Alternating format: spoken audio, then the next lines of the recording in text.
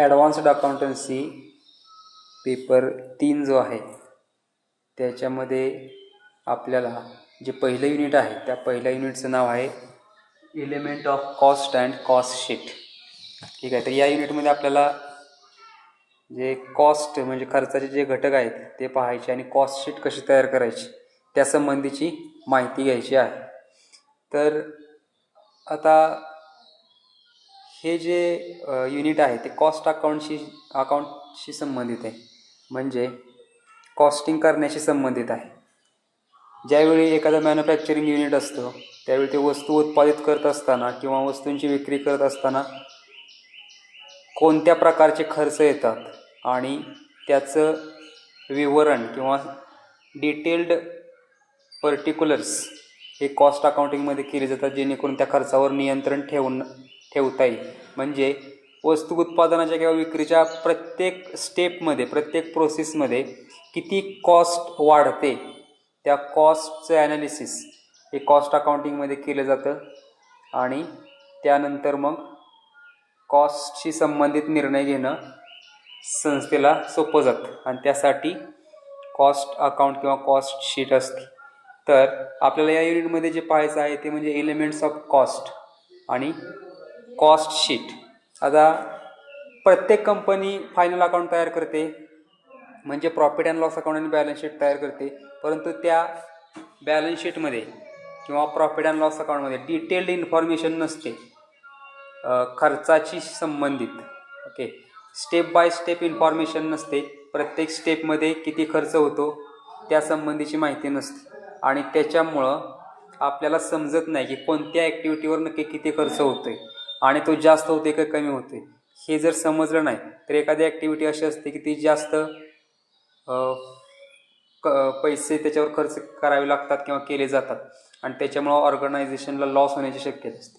मग ते आयडेंटिफाय करण्यासाठी असेल किंवा इतर कारण असतील त्यासाठी कॉस्ट शीट तयार करणं आवश्यक असतं आणि त्याच्यासाठी आपल्याला एलिमेंट्स ऑफ कॉस्ट हे माहीत पाहिजे. म्हणजे कॉस्ट कोणकोणत्या प्रकारचे असते, कॉस्टचे घटक कोणकोणते असतात ते आपण आयडेंटिफाय केले तर आपण स्टेप बाय स्टेप ते एलिमेंट्स ऑफ कॉस्ट जर मांडत गेलं तर कॉस्ट शीट तयार होते.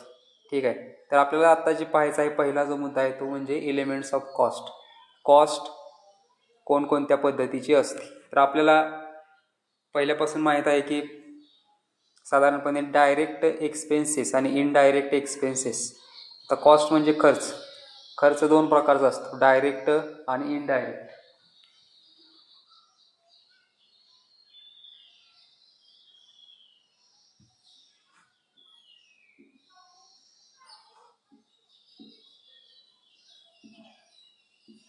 डायरेक्ट एक्सपेन्सेस आणि इनडायरेक्ट एक्सपेन्सेस अशा 2 प्रकारच्या एक्सपेन्सेस असतात.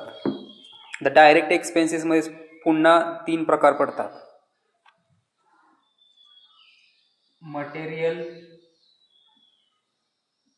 लेबर आणि ऑदर. इनडायरेक्ट एक्सपेन्सेसमध्ये सुद्धा 3 प्रकार पडतात, मटेरियल, लेबर आणि ऑदर. ओके, तर या पद्धतीनं एक्सपेन्सेस 2 घटकांमध्ये विभागले जातात, डायरेक्ट एक्सपेन्सेस आणि इनडायरेक्ट एक्सपेन्सेस. डायरेक्ट एक्सपेन्सेस पुन्हा 3 घटकांमध्ये विभागले जातात, डायरेक्ट मटेरियल, डायरेक्ट लेबर आणि डायरेक्ट ऑदर एक्सपेन्सेस. तसंच इनडायरेक्ट एक्सपेन्सेस सुद्धा 3 घटकांमध्ये विभागतात, इनडायरेक्ट मटेरियल, इनडायरेक्ट लेबर आणि ऑदर एक्सपेन्सेस. आता इनडायरेक्ट एक्सपेन्सेसलाच आपण ओव्हरहेड्स असं सुद्धा म्हणतो.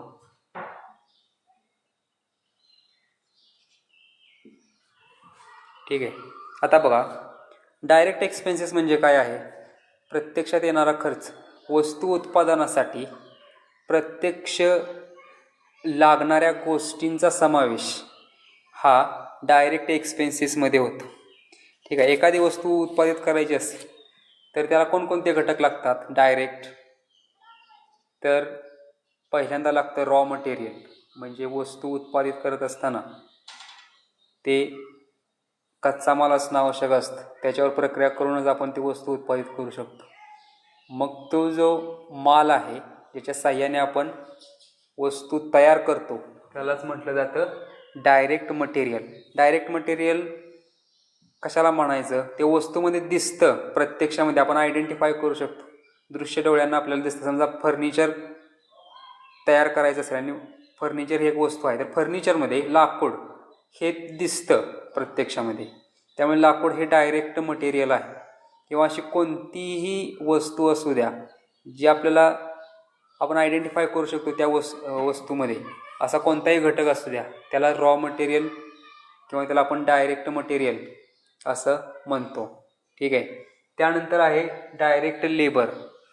वस्तू उत्पादित करण्यासाठी आपण जे मजूर लावतो किंवा वस्तूवर प्रक्रिया करण्यासाठी, प्रत्यक्षामध्ये जे मजूर त्या वस्तू रॉ मटेरियलचं कन्व्हर्जन फिनिश्ड गुड्समध्ये करतात त्यांनाच आपण डायरेक्ट लेबर असं म्हणतो. आणि त्यानंतर आहे डायरेक्ट एक्सपेन्सेस म्हणजे ऑदर एक्सपेन्सेस. आता या ऑदर एक्सपेन्सेसमध्ये कोणकोणते एक्सपेन्सेस येतात, तर असे एक्सपेन्सेस जे डायरेक्ट त्या कॉस्ट सेंटरशी रिलेटेड असतात किंवा त्याला ॲलॉकेट केले जातात. कॉस्ट सेंटर म्हणजे काय आहे, तर असं सेंटर जिथं खर्च केला जातो पण प्रत्यक्षात तिथं उत्पादन मिळत नाही. ओके, अप्रत्यक्षपणे मिळत असतं. प्रत्यक्ष उत्पन्न न मिळणारे असे युनिट्स, मग आपण जी फॅक्टरी असेल त्या फॅक्टरीमध्ये वस्तू उत्पादित केल्या जातात तर प्रत्यक्षात उत्पन्न मिळत नाही, फक्त खर्चच होतो, म्हणजे आपण त्याला कॉस्ट सेंटर असं म्हणतो. मग त्या कॉस्ट सेंटरला जर काही एक्सपेन्सेस डायरेक्टली ॲलोकेट केले, उदाहरणार्थ स्पेशल डिझाईन्स असतील त्या वस्तूचे किंवा लेआउट एक्सपेन्सेस असतील, तर ते डायरेक्ट त्या वस्तूशी संबंधित असतात आणि त्याच्यामुळं त्याचा समावेश other expenses, other direct expenses याच्यामध्ये होत असतो. ठीक आहे. फॅक्टरीमध्ये केले जाणारे जे खर्च आहेत प्रत्यक्ष वस्तू उत्पादित करत असताना त्याला म्हणायचं डायरेक्ट एक्सपेन्सेस. आणि डायरेक्ट एक्सपेन्सेसमध्ये डायरेक्ट मटेरियल, डायरेक्ट लेबर आणि डायरेक्ट ऑदर एक्सपेन्सेस असे 3 घटकांचा उपयोग करून ते वस्तू उत्पादित केले जातात. आता वस्तू उत्पादित झाल्यानंतर आणखी आपल्याला खर्च हा करावा लागतो. ठीक आहे. आता कोणता खर्च करावा लागतो, तर त्या खर्चाला म्हटलं जातं इनडायरेक्ट एक्सपेन्सेस.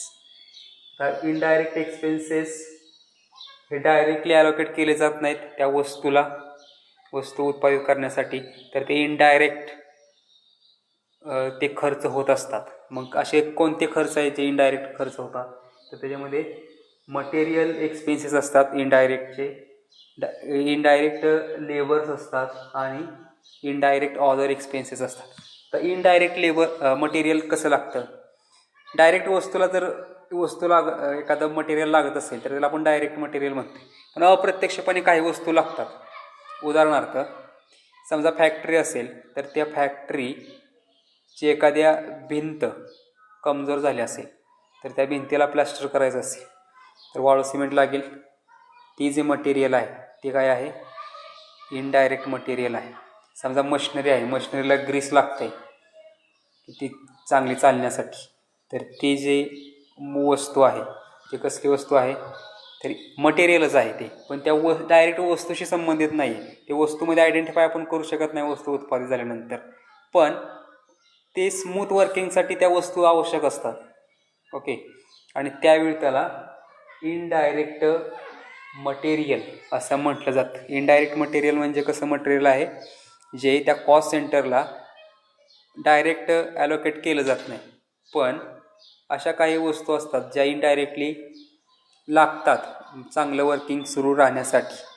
म्हणजे मी आता उदाहरण दिलं की समजा लुब्रिकंट्स किंवा ब्रिक्स आणि सिमेंट असेल, ह्या गोष्टी ज्या आहेत त्या इनडायरेक्ट मटेरियलमध्ये येतात. त्यानंतर इनडायरेक्ट लेबरची सुद्धा आवश्यक असते. डायरेक्ट लेबर आपण कोणाला म्हणतो, जे प्रत्यक्षात वस्तू उत्पादित करतात त्यांना.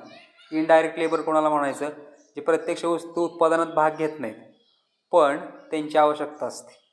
आता याचं उदाहरण देता येईल, समजा फॅक्टरीचा वॉचमन असेल, ओके, त्याच्यावर केला जाणारा खर्च हा, तो वॉचमन जे आहे प्रत्यक्ष वस्तू उत्पादित करत नाही त्यामुळे त्याला डायरेक्ट लेबर म्हणता येत नाही, तर तो होतो इनडायरेक्ट लेबर.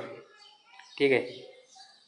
त्यानंतर जर पुढचं उदाहरण जर द्यायचं झालं तर फॅक्टरीमध्ये क्लार्क्स असतील किंवा टाईमकीपर असतील, म्हणजे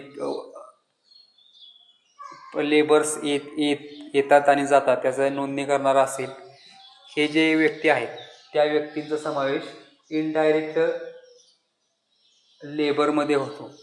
ठीक आहे. ते लेबरच असतात पण डायरेक्ट वस्तू उत्पादित करत नाहीत, तर ते इतर गोष्टी करत असतात ज्या महत्त्वपूर्ण असतात स्मूथ वर्किंगसाठी.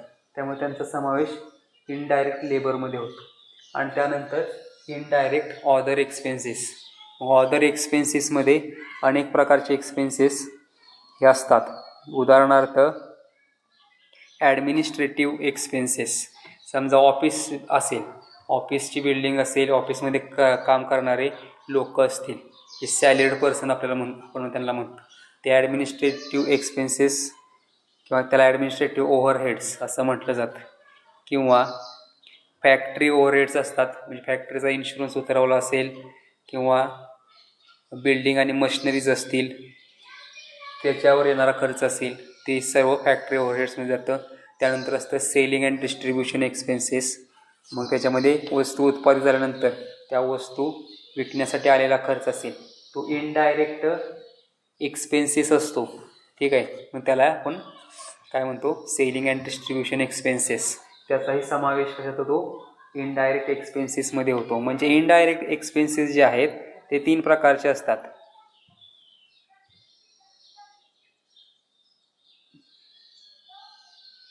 हे असेल फॅक्टरी ओव्हरहेड्स, त्यानंतर असेल ॲडमिनिस्ट्रेटिव्ह एक्सपेन्सेस, आणि त्यानंतर असेल सेलिंग एक्सपेन्सेस. या पद्धतीनं हे 3 प्रकार पडतात ऑदर एक्सपेन्सेस. या पद्धतीनं इनडायरेक्ट एक्सपेन्सेस असतात जे प्रत्यक्षात वस्तू उत्पादनासाठी मदत करत नाहीत पण त्याची आवश्यकता असते. तर या पद्धतीनं हे सर्व एक्सपेन्सेस आहेत. या सर्व एक्सपेन्सेसनाच एलिमेंट्स ऑफ कॉस्ट असं म्हटलं जातं. कॉस्ट म्हणजे खर्च, खर्चाचे घटक.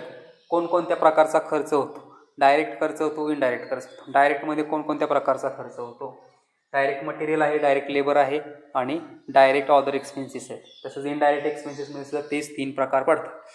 हे या प्रकारचे खर्च, सर्व खर्च, ठीक आहे, हे आपण वस्तूच्या उत्पादनाच्या आणि विक्रीच्या स्टेप बाय स्टेप प्रोसेसनुसार जर मांडत गेलो, प्रत्येक खर्च सुरुवातीला कोणता खर्च आला तर रॉ मटेरियलचा खर्च आला, त्यानंतर कोणता खर्च आला तर लेबरचा खर्च आला, त्यानंतर कोणता आला, त्यानंतर फॅक्टरीमध्ये इतर जे खर्च केले जातात त्याचा आला, त्यानंतर आला इनडायरेक्ट एक्सपेन्सेस. मग असं आपण मांडत गेलो प्रत्येक खर्च तर आपल्याला कळतं स्टेप बाय स्टेप की कोणत्या स्टेपवर किती खर्च झालेला आहे आणि त्याच्या साहाय्याने मग आपण त्याचं ॲनालिसिस करू शकतो. आणि ती जी आपण स्टेप बाय स्टेप मांडणी करतो त्या खर्चाची त्यालाच कॉस्ट शीट असं म्हटलं जातं. ठीक आहे. म्हणजे कॉस्ट शीट म्हणजे काय, अशी शीट आहे जिथं खर्चाचं प्रत्यक्ष विवरण डिटेल्डमध्ये केलं जातं. ठीक आहे. आता कॉस्ट शीट ही जी आहे त्या कॉस्ट शीटचे एकूण 4 प्रकार पडतात किंवा 4 त्याच्यामध्ये स्टेप्स आहेत. आपल्याला 4 घटक त्या कॉस्ट शीटमध्ये शोधून काढावे लागतात. आता ते घटक कोणकोणते आहेत, ते आहे प्राईम कॉस्ट. ठीक आहे.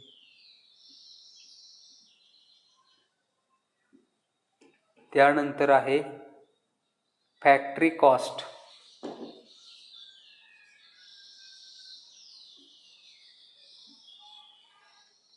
त्यानंतर कॉस्ट ऑफ प्रोडक्शन,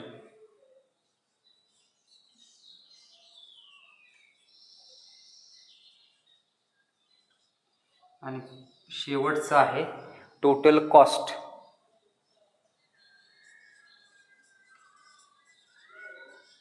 हे 4 कॉस्ट आपल्याला कॉस्ट शीटमध्ये शोधून काढाव्या लागतात. या पद्धतीने आपल्याला कॉस्ट शीट तयार करावी लागते. ठीक आहे. याच्यामध्ये आपण स्टेप बाय स्टेप सर्व खर्च मांडत जायचे. पहिला खर्च कोणता येतो तर रॉ मटेरियलचा. बरोबर. मग आपण पहिल्यांदा काय करायचं, रॉ मटेरियल घ्यायचं. रॉ मटेरियल आता 3 प्रकारे आपण त्याच्यामध्ये लिहू शकतो. ओपनिंग स्टॉक असू शकतो रॉ मटेरियलचा, त्यानंतर असू शकतं परचेसेस रॉ मटेरियलचं, त्यानंतर असतो क्लोजिंग स्टॉक रॉ मटेरियल्स. ठीक आहे. तर ते सर्व आपण पहिल्यांदा या कॉस्ट शीटमध्ये लिहावं लागतं. पहिल्यांदा येतं ओपनिंग स्टॉक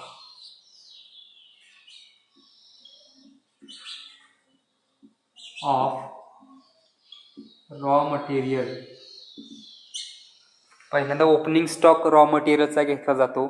त्यानंतर त्याच्यामध्ये ॲड केलं जातं परचेसेस ऑफ रॉ मटेरियल.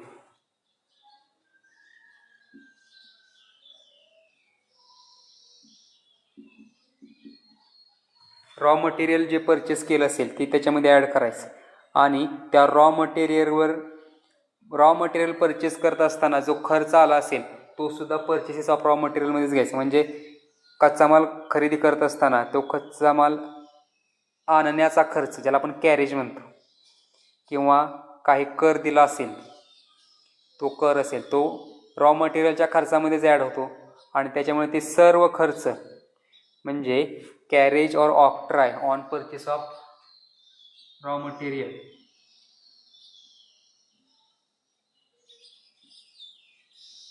ते सुद्धा या परचेसेसच्या खर्चामध्ये ॲड करायचे आणि त्या दोघांची बेरीज करायची. त्याच्यानंतर त्याच्यातून लेस करायचं closing stock of raw material.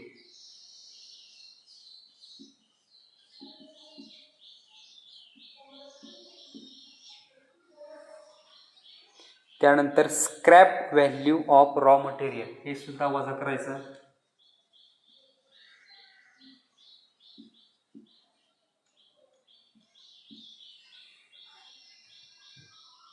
Raw material use करून काही स्क्रॅप राहिलं म्हणजे अनावश्यक गोष्टी आणि त्याच विकून आपल्याला जर पैसे मिळत असतील तर ते सुद्धा यातून वजा करायचं.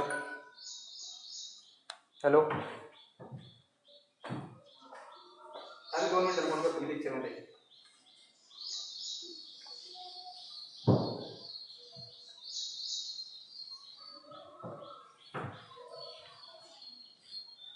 स्क्रॅप व्हॅल्यू ही सुद्धा वजा करायची आणि त्यानंतर ती जे अमाऊंट निघते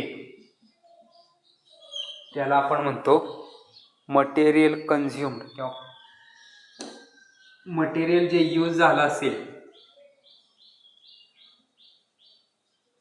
त्या वर्षामध्ये वस्तू उत्पादित करण्यासाठी एकूण रॉ मटेरियल किती यूज झालं तर ते असं निघतं. ओपनिंग स्टॉक असेल मागच्या वर्षीचा, त्याच्यामध्ये या वर्षीचं खरेदी ॲड केली आणि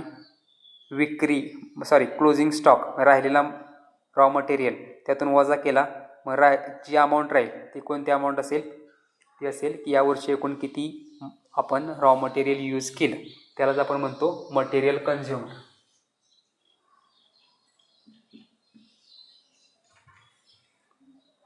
ठीक आहे. आता मटेरियल कन्झ्युम्ड निघालं त्यानंतर आपण याच्यामध्ये पुढचा खर्च कोणता ॲड करतो तर डायरेक्ट लेबर म्हणजे प्रत्यक्ष मजूर किती लागले असतील ते याच्यामध्ये ॲड केलं जातं. त्याला म्हणतो add direct wages. Direct wages त्याच्यामध्ये ॲड केले.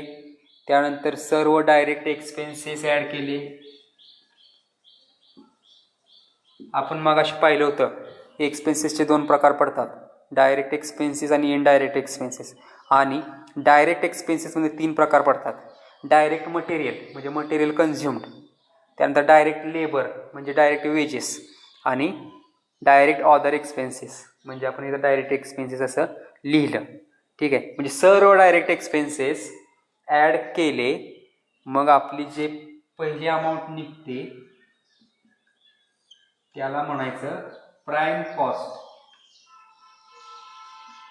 मी मगाशी सांगितलं आपल्याला 4 प्रकारच्या कॉस्ट काढाव्या लागतात. ठीक आहे. कोणकोणत्या 4 प्रकारच्या सांगितल्या होत्या तर prime cost, factory cost, cost of production आणि टोटल कॉस्ट. मग आपल्याला पहिली आपली कॉस्ट निघाली प्राईम कॉस्ट. ठीक आहे. प्राईम कॉस्ट म्हणजे सर्व डायरेक्ट एक्सपेन्सेसची टोटल प्राथमिक खर्च जो आहे वस्तू उत्पादित करण्याचा तो कसा निघतो, सर्व डायरेक्ट एक्सपेन्सेस ॲड केल्यानंतर डायरेक्ट मटेरियल, डायरेक्ट लेबर आणि डायरेक्ट एक्सपेन्सेस हे सर्व ॲड केल्यानंतर आपल्याला प्राईम कॉस्ट मिळते. ठीक आहे. आता प्राईम कॉस्ट काढल्यानंतर आपल्याला काढावी लागते फॅक्टरी कॉस्ट. फॅक्टरी कॉस्ट म्हणजे कोणती कॉस्ट आहे, तर इनडायरेक्ट एक्सपेन्सेस जे आहेत त्याच्यामध्ये डायरेक्ट लेबर असेल, ठीक आहे, किंवा फॅक्टरीमध्ये वेगवेगळे होणारे इनडायरेक्ट एक्सपेन्सेस असतील ते सर्व आपण याच्यामध्ये ॲड करायचे. म्हणजे फॅक्टरीमध्ये सर्व डायरेक्ट एक्सपेन्सेस आपण ॲड केले. आता फॅक्टरीमध्येच असणारे सर्व इनडायरेक्ट एक्सपेन्सेस त्याच्यामध्ये ॲड करायचे. ठीक आहे. त्याला आपण म्हणायचं ऑल फॅक्टरी एक्सपेन्सेस. आता ऑल फॅक्टरी एक्सपेन्सेसमध्ये कोणकोणते एक्सपेन्सेस येतात, फॅक्टरीमध्ये आणखी कोणकोणता खर्च होतो, तर पहिला होतो इनडायरेक्ट लेबर, म्हणजे टाईमकीपर असेल किंवा वॉचमन असेल त्या फॅक्टरीला तो, बरोबर. त्यानंतर कोणता खर्च असेल फॅक्टरीमध्येच, तर डेप्रिसिएशन असेल प्लांट अँड मशिनरीचं. त्यानंतर असेल रिपेअर्स अँड मेंटेनन्स. त्यानंतर असेल factory rent and insurance. Repairs, rent and insurance हे सर्व फॅक्टरी एक्सपेन्सेस आहेत. ठीक आहे. ते फॅक्टरी एक्सपेन्सेस ॲड करायचे.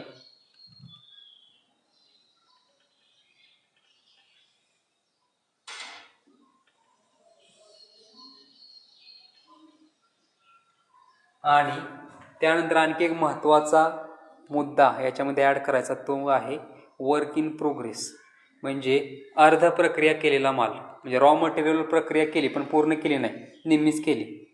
ठीक आहे. त्याच्यावर प्रक्रिया सुरू आहे असा जो माल असेल, मागच्या वर्षीचा माल असेल म्हणजे ओपनिंग स्टॉक, तर तो ॲड करायचा. या वर्षीचा राहिलेला माल असेल ज्याच्यावर प्रोसेस निम्मी झाली, निम्मी करायचे वर्षाच्या शेवटी, तर तो त्यातून लेस करायचा. आणि म्हणजे इथं काय करायचं, त्याच्यामध्ये ऑल फॅक्टरी एक्सपेन्सेसमध्ये पुन्हा ॲड करायचं opening stock of work in progress. Work in progress opening stock त्याच्यामध्ये ॲड करायचा. त्यातून लेस करायचा closing stock. Less closing stock of work in progress. Work in प्रोग्रेसचा जी अमाऊंट आहे ती काय करायची, त्याच्यामधून क्लोजिंग स्टॉकची लेस करायची. आणि स्क्रॅप व्हॅल्यू असेल ती सुद्धा लेस करायची. आणि त्यानंतर जे येतं ते फॅक्टरी कॉस्ट येतं, त्यातून लेस करायची. इतर स्क्रॅप व्हॅल्यू असेल फॅक्टरीमध्ये ती वजा करायची. आणि त्यानंतर निघते फॅक्टरी कॉस्ट, म्हणजे आपल्याला दुसऱ्या प्रकारची कॉस्ट मिळाली. फॅक्टरी कॉस्ट किंवा त्याला वर्क्स कॉस्ट असं म्हटलं जातं.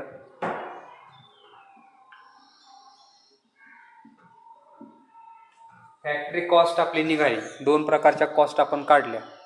पहिल्यांदा सर्व डायरेक्ट एक्सपेन्सेस घेतले आणि त्यानंतर फॅक्टरीमध्ये होणारे सर्व इनडायरेक्ट एक्सपेन्सेस घेतले.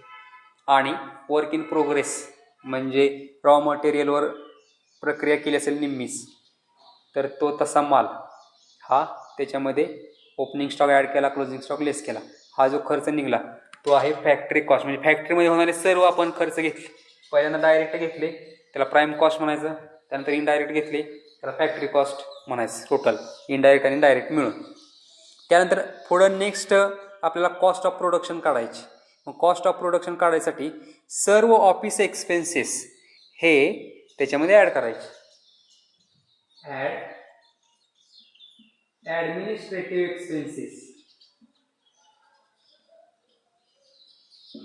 आता ॲडमिनिस्ट्रेटिव्ह एक्सपेन्सेस कोणकोणते असतील तर ऑफिसशी संबंधित सर्व एक्सपेन्सेस हे याच्यामध्ये ॲड करायचे. ऑफिसशी संबंधित एक्सपेन्सेस आहेत office rent, insurance, salary, office rent, insurance, salary म्हणजे ऑफिस इन्शुरन्स आहे, फॅक्टरी इन्शुरन्स नाही. त्यानंतर आहे डेप्रिसिएशन, ऑफिसमध्ये ज्या असेट्स असतील त्याचं डेप्रिसिएशन असेल, printing, stationery, telephone, depreciation, printing, telephone. थोडक्यात काय तर सर्व ॲडमिनिस्ट्रेटिव्ह म्हणजे ऑफिशियल एक्सपेन्सेस हे काय करायचे फॅक्टरी कॉस्टमध्ये ॲड करायचे आणि त्यानंतर मग आपल्याला निघतं कॉस्ट ऑफ प्रोडक्शन. तिसरा घटक जो आहे आपला कॉस्ट ऑफ प्रोडक्शन तो या पद्धतीनं निघेल. ठीक आहे.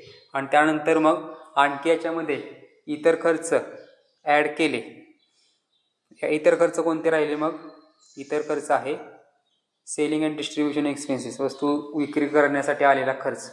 तो जर याच्यामध्ये ॲड केला तर आपल्याला मग निघेल टोटल कॉस्ट. मग टोटल कॉस्ट काढण्यापूर्वी काय करायचं पहिल्यांदा आता इथं आपण रॉ मटेरियल घेतले ओपनिंग आणि क्लोजिंग स्टॉक. त्यानंतर दुसऱ्या स्टेपमध्ये काय घेतलं वर्क इन प्रोग्रेस घेतलं आणि तिसऱ्या स्टेपमध्ये घ्यायचं फिनिश्ड गुड्स म्हणजे ओपनिंग स्टॉक ॲड करायचा फिनिश्ड गुड्सचा.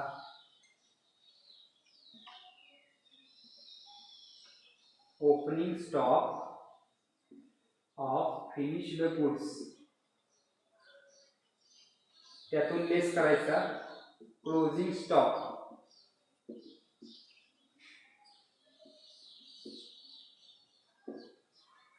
ओपनिंग स्टॉक फिनिश्ड गुड्सचा ॲड करायचा, क्लोजिंग स्टॉक फिनिश्ड गुड्सचा लेस करायचा आणि त्यानंतर जी अमाऊंट येते त्याला म्हटलं जातं cost of goods sold.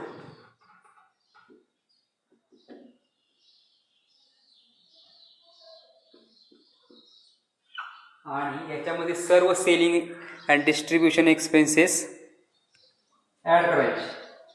Add distribution expenses जे काही असतील.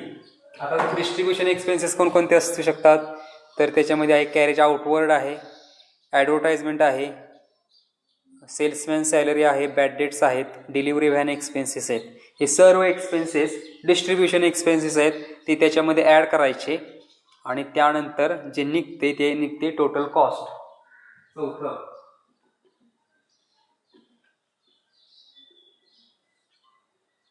आपल्याला निघाले टोटल कॉस्ट. वस्तूचा सर्व खर्च ॲड करून टोटल कॉस्ट निघाली आणि त्याच्यामध्ये जर आपण नेट प्रॉफिट ॲड केला